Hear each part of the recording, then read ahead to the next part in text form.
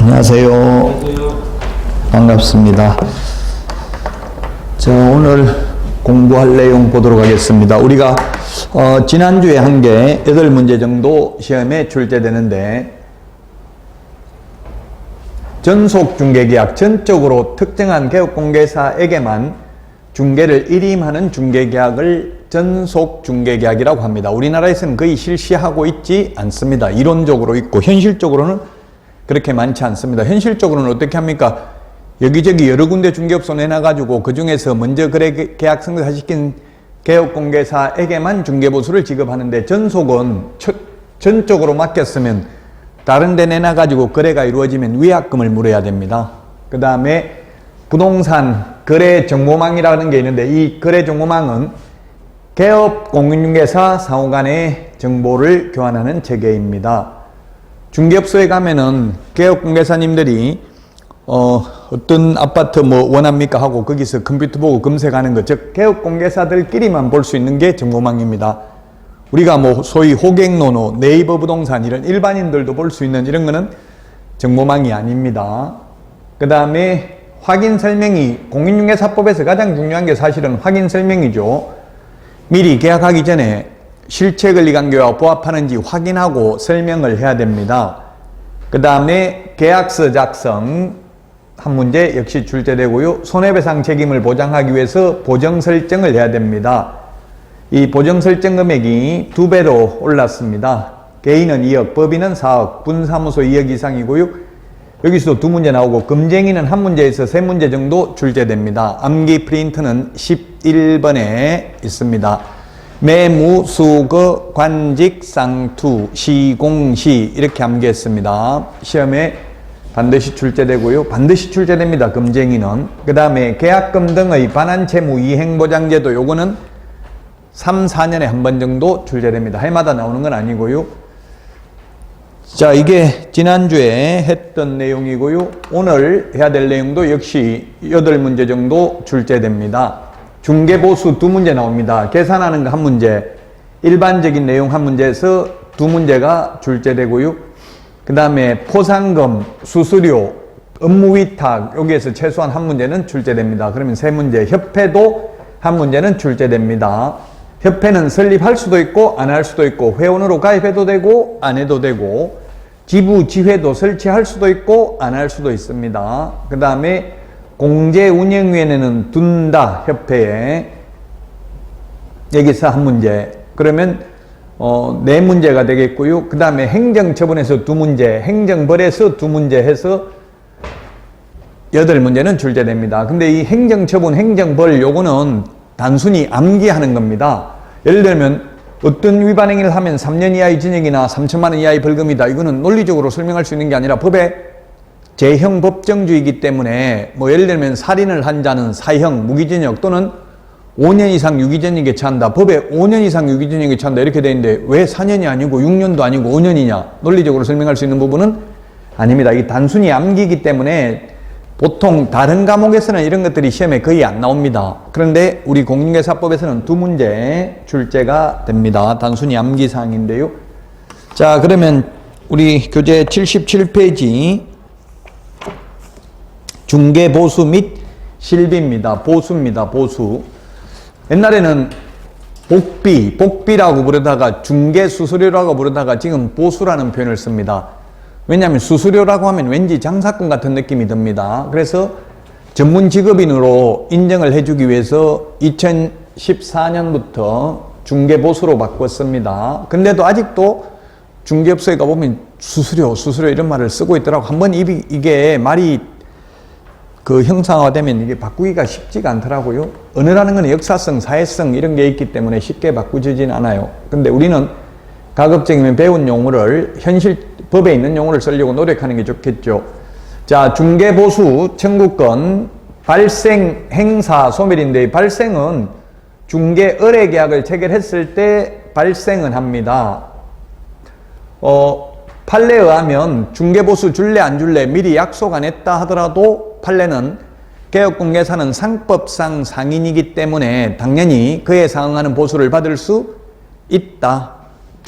그래서 우리 중개업소에 집 팔려고 하면 팔면 중개보수 줄 겁니까? 팔아주면 중개보수 줄 겁니까? 안 줄 겁니까? 안 물어요? 안 물어요? 현실적으로? 안 묻잖아요. 미리 안 묻고 나중에 그냥 계약 성사시켜 놔서 그냥 달라고 그래요. 판례는 법조문에는 없지만 약속 안 해도 중개보수 줄래 안 줄래 미리 말 안 해도 상법상 상인이기 때문에, 상인은 장사꾼이기 때문에, 한마디로 말하면 장사꾼은 뭐 자기 부모한테도 남겨먹는다 이런 말이 있잖아요, 속담에. 그래서 미리 중개보수 줄래 안 줄래. 그래서 중개업소에 뭐 집 살려고요 팔려고요 이러면은 무슨 어디 있는 집 얼마짜리 얼마 받고 싶습니까? 몇 평짜리입니까? 이런 것만 묻지, 중개보수는 그럼 팔아주면 줄 겁니까? 안 줄 겁니까? 아무도 묻지는 않습니다. 현실적으로. 안 물어도 받을 수 있다. 그 다음에 실제 중개보수 받는 거는 의뢰하면 발생을 하지만 실제 받는 거는 중개 완성이 있어야 된다. 계약 성립되어야 받을 수 있다. 우리 변호사 보수는 수임료이기 때문에 그냥 수 받을 숫자잖아요. 임무를 받으면 수임, 그냥 변론 해달라고 수임을 받으면 패소하든 성소하든 상관없이 미리 보수를 받습니다. 근데 우리는 팔아달라고 했는데 안 팔리면 못 받잖아요.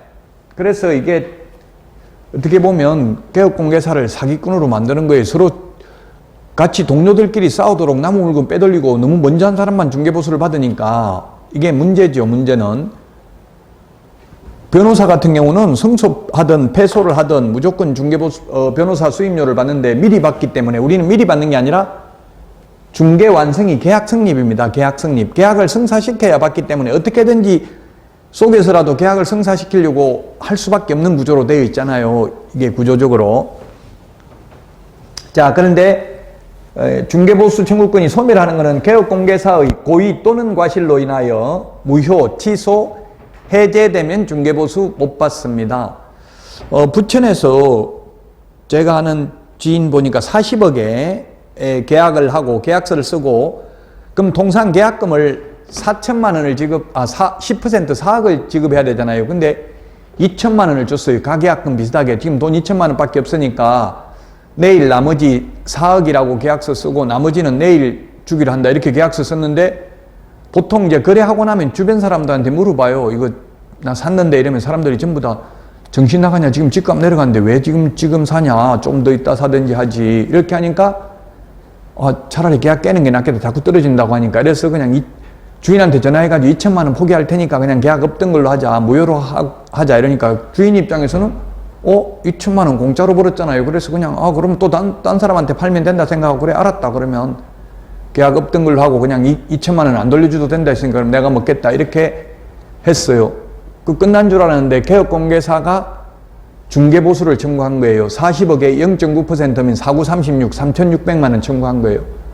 양쪽 개업공개사 2명인데 3,600만 원 청구했는데 1심 판결에서는 3,600만 원 주라고 했어요. 그러니까 받은 사람, 매도인은 나 2천만 원밖에 받은 게 없는데 3,600만 원 주라는 게 말이 되냐 이런 식으로 항변을 했지만 판사는 받아들이지 않았습니다. 개업공개사 잘못이 없이 너희들끼리 깼으니까 거래 당사자의 이행지체로 계약이 깨진 경우 중개보수 줘야 됩니다. 개업공개사 잘못 없이 계약 깨져도 보수받을 수 있다고요.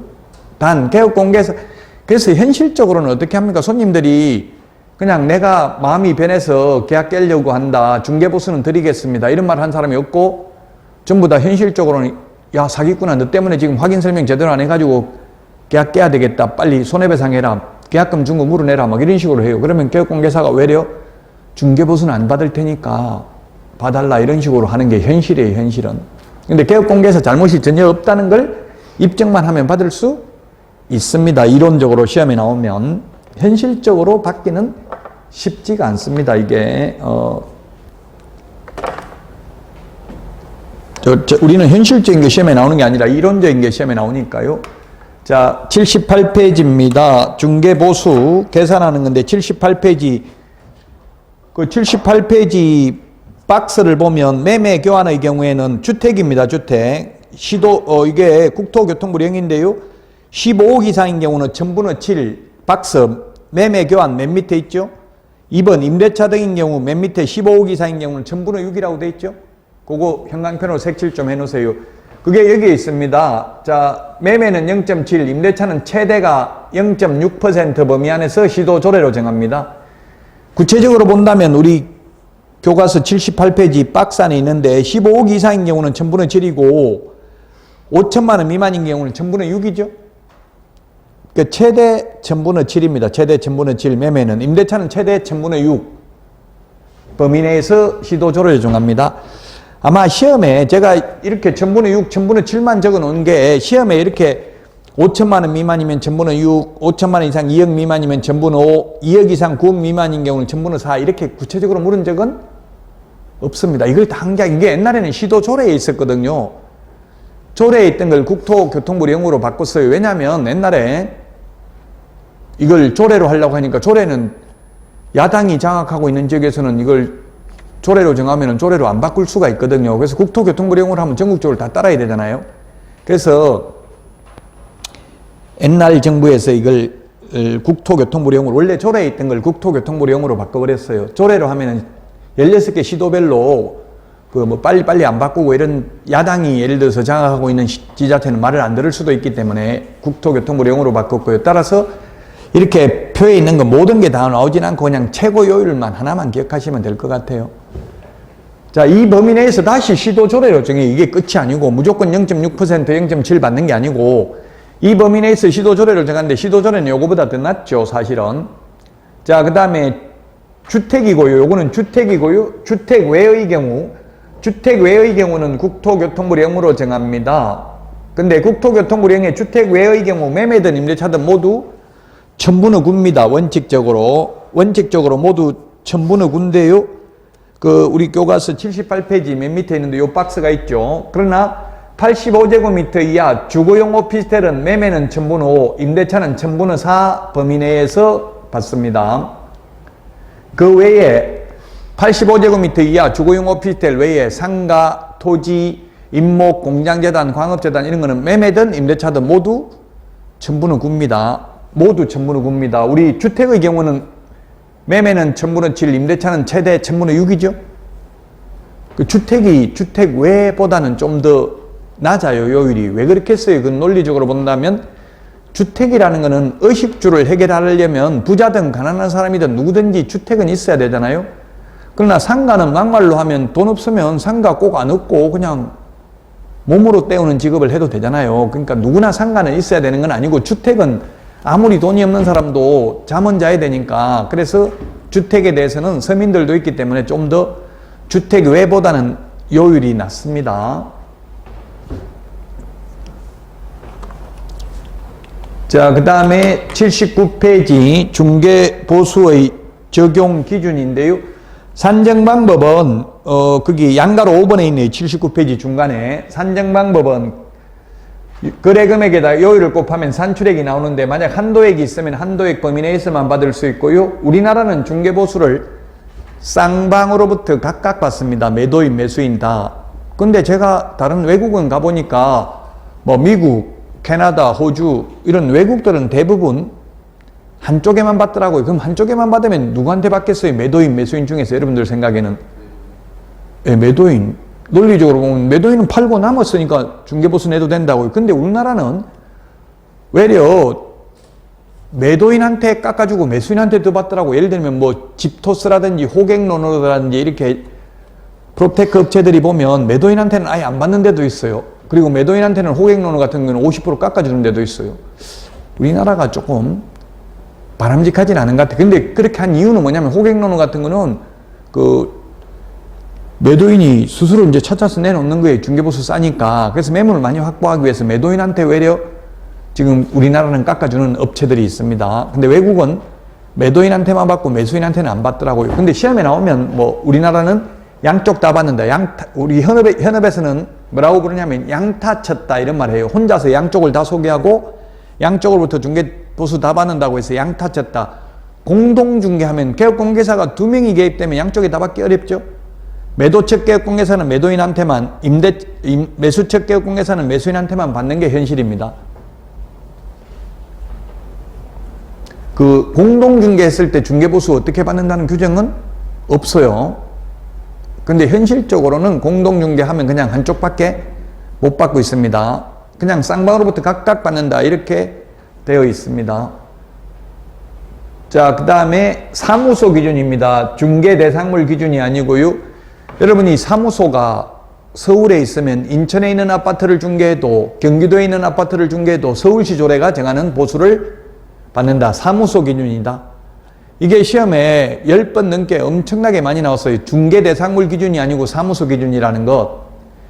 시험에는 엄청나게 많이 나왔는데 제가 볼 때는 출제위원분들이, 교수님들이 현업을 안 해봤기 때문에 이런 걸 시험에 계속 내고요. 계속 냈던 거는 또 계속 내니까 중요한 줄 알고 또 계속 그 기출문제 보고 또 내요. 근데 현실적으로는 우리나라 16개 시도 조례가 똑같습니다. 왜 똑같은지 제가 국토부에 물어보니까 시도 의원들이 조례를 어떻게 만드는지 잘 몰라요. 그래서 국토부에서 조례, 제정, 준칙안 해가지고 이런 식으로 만들면 됩니다 해가지고 다 만들어가지고 보낸 거예요, 얘네들이. 그러니까 그냥 손만 들고 투표만 한 거예요, 가부 투표만. 그래서 똑같아요, 현재는. 그러면 똑같으면 이게 출제할 실익이 없잖아요. 사무소 소재지 기준이다. 사무소, 결국은 인천시 조례든 경기도 조례든 서울시 조례든 똑같다고요. 그럼에도 불구하고 시험에는 나오기 때문에 중요합니다. 사무소 기준입니다. 중개대상물 기준이 아니고요. 자, 그 다음에 주택의 면적이 2분의 1 초과가 아니라 이상입니다. 이상이면 전부 주택에 대한 보수요율을 적용합니다. 예를 들면 상가주택, 1층은 상가고 2층은 주택인 경우, 이런 경우는 똑같이 면적이 똑같다면 전부 다 주택에 대한 규정을 적용합니다. 79페이지 네 번째 줄에 있죠. 방가로 3번에 겸용주택 79페이지 메뉴에서 네 번째 줄에 양가로 3번에 있습니다. 자, 그 다음에 중개보수 지급식입니다. 중개보수 지급식이 79페이지 맨 밑에 양가로 7번에 있죠. 중개보수 지급시기는 당사자의 약정입니다. 약정이 없으면 대금 지급이 완료된 날입니다. 현실적으로 거의 잔금 처리야 중개보수 받고 있죠. 근데 미리 계약할 때 받기로 한다. 약정했으면 미리 받아도 불법은 아닙니다. 받아도 됩니다. 개업공개사 입장에서는 미리 받는 게 좋겠죠. 손님 입장에서는 잔금 치를 때 받는 게 좋겠죠. 근데 아무 말 없으면 잔금 치를 때 받는다고요. 중개보수가 100만 원이면 일반 가세 사업자라면 부가가치세 10% 받아도 되고요. 간이가세 사업자라면 부가가치세 4% 받아도 됩니다. 부가가치세는 별도로 수령해도 된다. 자, 그 다음에 중개보수 한도 초과해서 받으면 전부 무효가 아니라 초과 부분만 무효입니다. 한도를 초과해서 받으면 전부 무효가 아니라 초과 부분만 무효입니다. 초과 부분만. 자, 그 다음에 점유 개정인데요. 동일한 중개상물에 대하여 거기 79페이지 양가로 4번에 동그라미 4번에 있습니다. 가운데 박스 위에 동그라미 4번. 동일 세 번 들어가야 됩니다. 동일한 중개상물, 동일 당사자 간에 매매를 포함한 둘 이상의 거래가 동일한 기회에 이루어지는 경우 매매에 대한 거래 금액만을 적용한다. 이게 뭐냐면 집 팔고 그 자리에 세입자로 눌러 사는 경우에는 매매계약, 임대차 계약이 동시에 일어나죠. 그래도 매매, 임대차 중개보수 2개 받는 게 아니라 하나밖에 못 받는다고 매매에 대한 것만. 요거는 오직 케이스가 하나밖에 없어요. 집 팔고 매도인이 그 자리에서 세입자로 눌러 사는 경우에요. 이사 안 가고 계속 그런 경우 있죠. 저도 그런 경우 있었어요, 살면서. 왜냐면 집을 아파트에 분양받아놨어요. 입주를 해야 되는데 집이 안 팔리더라고요. 한 3개월 전에 팔렸어요, 입주하기. 그렇다고 내가 입주하는 날 맞춰가지고 팔 수는 없잖아요. 지금 몇 년 동안 안 팔리던 거 겨우 팔렸는데. 그래서 3개월만 여기서 더 살자. 월세 달라는 대로 주겠다. 뭐 전세 원하면 전세 달라는 대로 주겠다 했는데 처음에는 오케이 그래 그렇게 하라고 했다가 개업공개사가 작업을 해가지고 현업에서는 작업을 하더라고요. 왜 작업을 하냐면은 그렇게 해버리면 저한테 매매에 대한 중개보수 한 번밖에 못 받잖아요. 근데 저 내보내버리고 다른 세입자 받으면 또 세입자 소개시기준 보수를 또 받을 수 있죠. 그래서 개업공개사가 저 인간 너무 싸게 팔아가지고 불만이 많아가지고 뭐 물건 같은 거 빼돌릴 수도 있습니다. 차라리 다른 세입자 구하는 게 좋습니다. 3개월 후에 세입자 못 구할 수도 있습니다. 시세가 어떻게 변할지도 모르니까 뭐 이런 식으로 제 생각에 그건 추측이고 어떻게 했는지는 모르겠는데 처음에는 된다고 했다 나중에 안 된다고 계약 깰려면 깨도 안 된다 이러더라고요. 그 개업공개사가 말한 거에 미리 저 사람은 절대 계약 못 깬다. 무조건 팔아야 되는 사람이다. 분양받아 나서 무조건 팔아야 된다. 이런 식으로 했더라고요. 그래서 현업에는 이런 일이 잘 안 일어나게 합니다. 개업공개사가 이렇게 안 하고 새로운 세입자를 받도록 유도한다고요. 현실적으로는. 왜냐면 이렇게 해버리면 중개보수를 매매에 대한 간번밖에 못 받으니까 그렇죠. 자, 거래금액의 산정입니다. 거래금액의 산정 79페이지 양가로 4번에 동그라미 3번에 있습니다. 위에서 한 10번째 줄 정도 동그라미 3번 양가로 4번에 거래금액은 매매의 경우 매매 대금 기준이고요. 그 다음에 매매인데 분양권이 법조문에는 없어요. 법조문에는 없는데 판례가 분양권의 경우에는 실제 납입액에다가 프리미엄까지 합산합니다. 예를 들어서 분양가가 10억이면 보통 계약금은 10% 1억 들어가요. 1억 계약금 1억 들어간 상태에서 프리미엄 1억부터 가지고 2억에 거래한다면 2억에다가 곱하기 요율을 하면 된다고요. 판례입니다. 판례. 근데 이 판례가 좀 불합리한 게 만약에 저 같은 경우는 마이너스 P가 있었거든요. 예를 들면 계약금 1억인데 마피 1억부터 뿌리면 실제 돈 주고 받는 게 없어요. 명의 맞는 게 준다고요? 그러면 이 판례대로 하면 중개보수 한 푼도 못 받을 수도 있어요. 그래 판례가 바람직하지 않는데 어쨌든 시험에는 이렇게 판사는 무조건 부동산은 사놓으면 플러스 프리미엄만 붙는다고 생각한 거예요. 마피 붙는 건 생각 못하고. 그래서 무조건 실제 납입액에다가 프리미엄까지 합산한 금액에다 요율을 곱하는 거지 분양가에다가 요율을 곱하는 게 아니다. 지금 둔촌 주공아파트 이거 전매 가능하거든요. 지금. 예, 근데 전매 가능하면 분양가가 아니라 실제 납입한 돈에다가 프리미엄까지 합산한다. 지금 뭐 전매 제한이 최대 3년이잖아요. 분양가 상한 적용되는 택지지구 1년은 3년이지만 그 외에는 전매가 다 가능하거든요. 지금.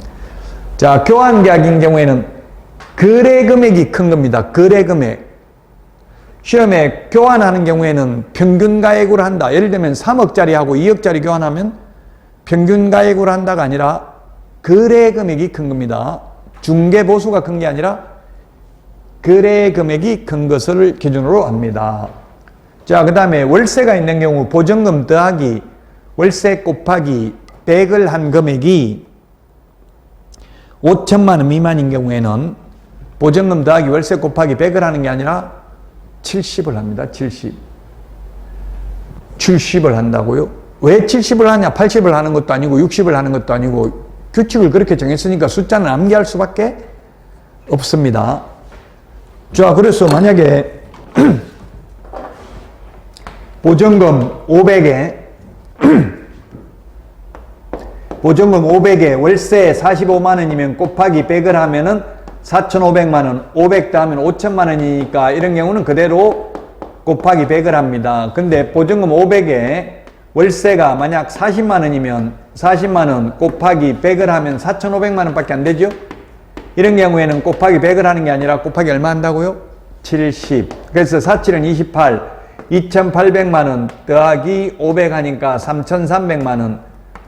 예를 들면 이게 상가라고 본다면 곱하기 0.9% 하잖아요. 0.9%. 0.9% 하면은 39, 27, 39, 27. 29만 7천 원이죠. 중개보수가.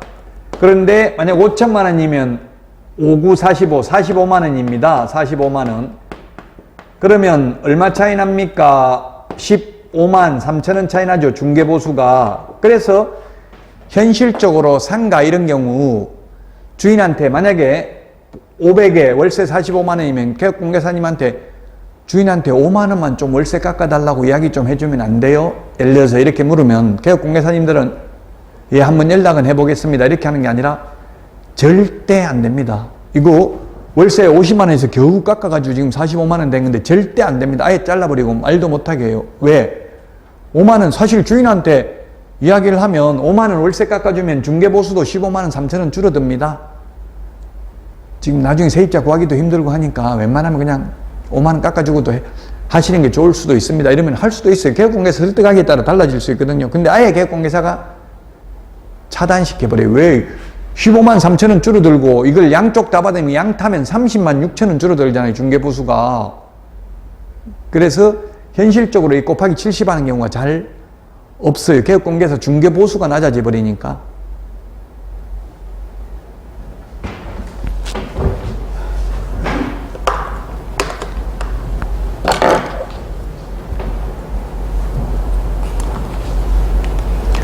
자, 그 다음에 실비입니다. 실비라는 거는 80페이지에 있습니다. 80페이지. 우리 교과서 80페이지. 실비라는 건 실제 들어간 돈이 실비입니다. 실제 들어간 돈이 실비다.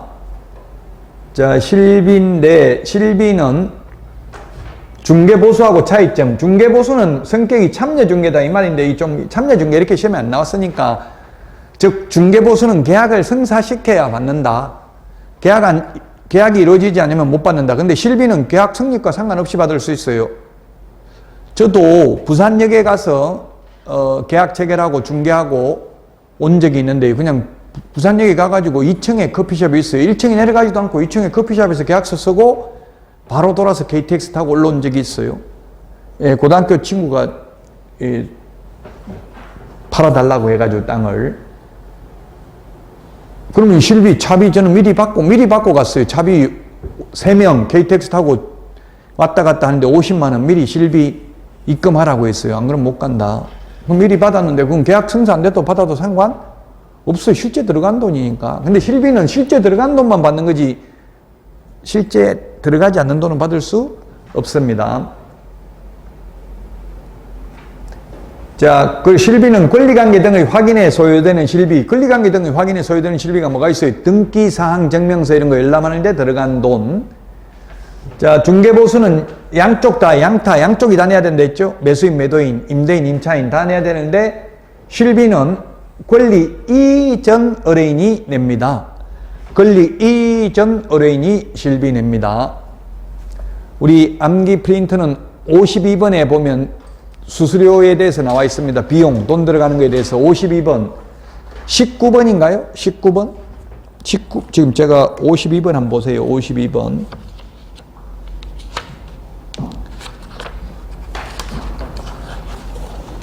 52번에 15번이네요. 15번. 15번하고 16번. 15번, 16번 이거 구분해야 돼요. 15번, 16번. 권리관계 등의 확인에 소요되는 실비는 매수, 임차 의뢰인이 부담하고 이게 중요합니다. 이거 두 개 비교하는 거. 권리관계 등의 확인에 소요되는 비용은 매도, 임대 의뢰인이 부담한다. 당사자 약정으로 정한다. 지급 시기는.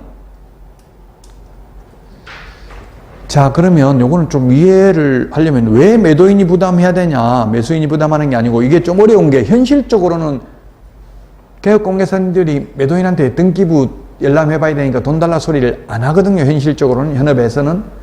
그럼 현업에서는 누가 내냐 하면은 주로 수도권에서는 법무사들이 대줬습니다.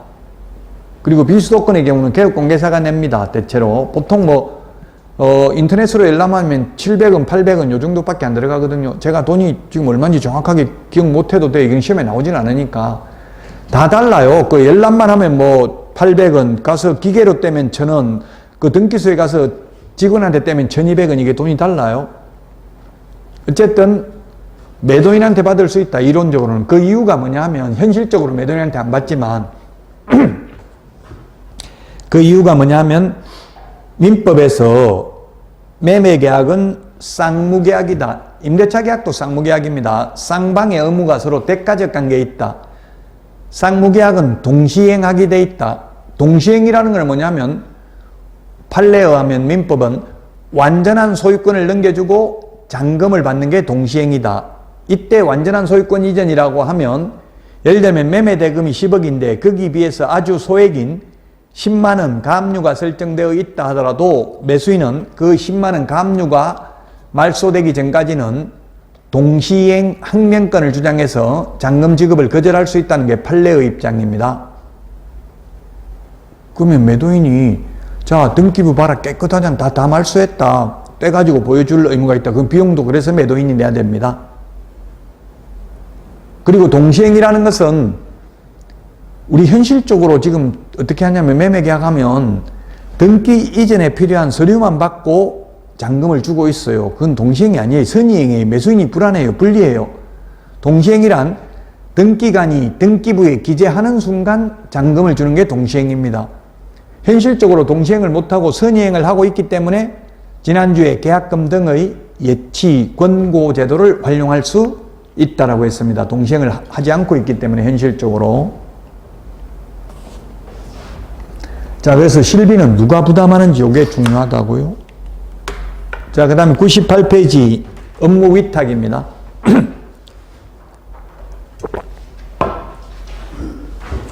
98페이지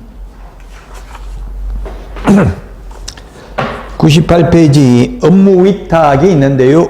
그 실무교육 위탁이 있습니다. 2번에 동그라미 1번에 보면 실무교육 위탁이 있고요.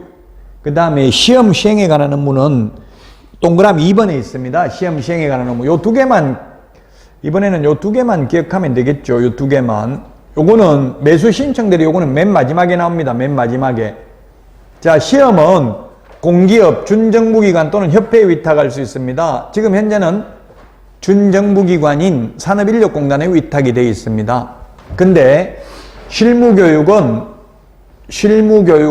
부동산 관련 학과가 개설된 학교, 협회, 준정부기관, 공기업에 위탁할 수 있습니다. 그 차이점이 뭡니까? 시험은 대학교에서는 시험 출제할 수 없습니다. 위탁받을 수 없습니다. 근데 실무교육은 부동산 관련 학교인데 이게 고등교육부 학교니까 대학, 전문대, 사이버대, 한국방송통신대. 지금 서울 같은 경우는 저 망우리역에 있는 열린사이버대학에도 위탁되어 있어요. 제가 열린사이버대도 실무교육 강사입니다. 동국대학교, 건국대학교, 벤처대학원 대학교, 즉 강남에 있는 이런 데 위탁이 되어 있습니다. 학교에도. 실무교육은 학교에도 위탁이 되어 있는데 시험 업무는 학교에는 위탁할 수 없다는 걸 주의하시라고. 요거 매수 신청들이 요거는 뒤에 나오니까요. 지금 첫 달부터 너무 많은 비교를 하면 힘드니까 요것만 보고 넘어가겠습니다. 자, 그 다음에 포상금입니다. 포상금 100페이지 포상금 제도가 있는데요. 100페이지 미국에서는 우리나라를 뭐라고 말했냐면은 조직적으로 스파이를 양성하는 국가라고 뉴스에 나온 적이 있어요. 그게 뭐냐면 소위 파파라치 제도, 포상금 제도가 있어요. 옛날에 교통법규 위반한 거 찍어서 주면 포상금 주는 게 있었고요. 그러다 보니까 막 산에 만원경 사가지고 산속에서 그냥 찍어가지고 뭐 한 달에 몇 천만 원 번다 이런 거 뉴스에 나와가지고 아마 지금은 그게 폐지되는지 모르겠어요. 그리고 뭐 몰래 쓰레기 버리는 거, 예를 들면 밤늦게 10시 넘어서 과외하는 거 이런 거 다 포상금이 있대요. 그 수백 개가 넘는다고 우리나라 포상금 제도가. 그래서 일부러 함정 취재해가지고 일부러 전화해가지고 밤늦게 과외됩니까? 이런 거 해가지고 하고 싶다 해놓고 또 신고하면 포상금 받을 수도 있어요. 자, 우리도 공인중개사법에 포상금이 있고요. 뭐 예를 들면 주택법에서도 불법 전매하는 거 신고하면 포상금 제도가 있어요. 자, 근데 우리 공인중개사법에서는 포상금 주는 게 시험에 나오는데요. 직업 대상이 무부양, 광시, 공시 이렇게 암기하도록 하겠습니다. 우리 암기 프린트는 몇 번 했나요? 27번 한번 볼까요?